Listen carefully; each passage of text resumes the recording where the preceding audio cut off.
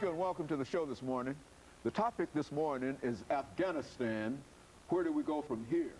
And of course we have with us to give us an analysis of Afghanistan and where do we go from here, Dr. LMadu1. Dr. LMadu1, I don't think we need to introduce you to our audience. I think you've been with us a number of many occasions, and people are familiar with the kind of knowledge and the kind of information that you bring to us.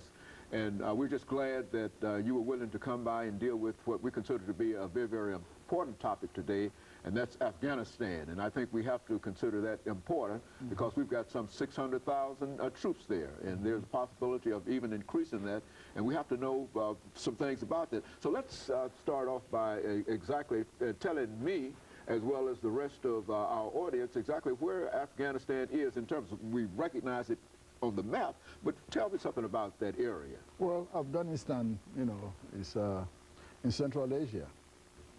It has borders with Pakistan, India, Uzbekistan, Turkmenistan, you know, and Iran.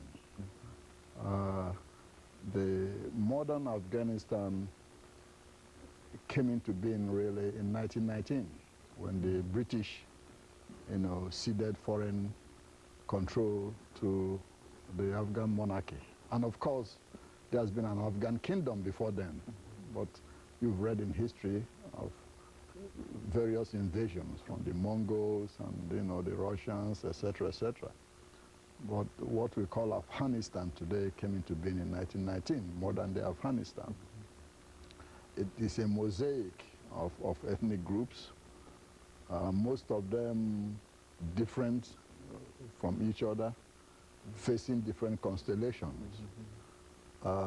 In the middle, you have the Pashtuns, which is the majority ethnic group in Afghanistan, about 42% of the population. You have the Tajiks, about 27%. You have the Uzbeks, which is about 9%. You have the Hazara, which is about 9%. And then the Baluchis, which is about 5%. All these different ethnic groups have different orientations and face different powers. For example, in the north, with their capital at Mazar al-Sharif, is the Uzbeks. Their loyalty really lies in Tashkent, which is the capital of a country called Uzbekistan. That's how they got their name. And their strong man is a man called General Abdul Rashid Dostum. Also in the north, you have the Tajiks. Their loyalty really lies with their brothers in the country called Tajikistan, with its capital in Dushanbe. In western Afghanistan, with its capital in Herat, they are more Iranian-oriented than facing Kabul. They go to Tehran more than they come to Kabul. Then, of course, religion plays a very important role. This is an overwhelmingly Islamic nation. 80% of them, you know, Sunni Muslims, 19% are Shiites, you know, and then 1% others. Then, of course, linguistically, 50% speak what you call Afghan Persian, or politically it's called Dari. The Afghans don't want you to believe they speak Persian in order to avoid being seen as an appendage of Iran. But the language is Dari.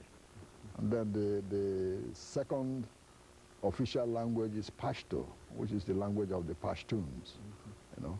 And then, of course, you have Turkic languages, Uzbek and the rest.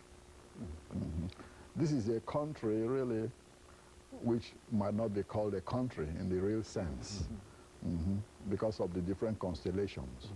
And that's why I've had problems, you know, for centuries about who really controls, you know, that territory, because of the different political cleavages.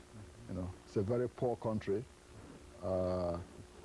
60% unemployment, 60% below poverty, you know, level, almost 80% illiteracy in the country, you know. And Dr. LMadu, we're going to have to break for this first commercial break, but when we come back, I want you to pick up at exactly this spot in terms of dealing with these ethnic groups, languages, and et cetera, because I think that a large number of people simply thought that this was more of a homogeneous country than what you're portraying here. Absolutely. And it's almost as if nobody understands this, know this, but you. You see it, so when we come back, we want to pick up at that particular point. And of course, we'll be back with our audience following this very, very short commercial break.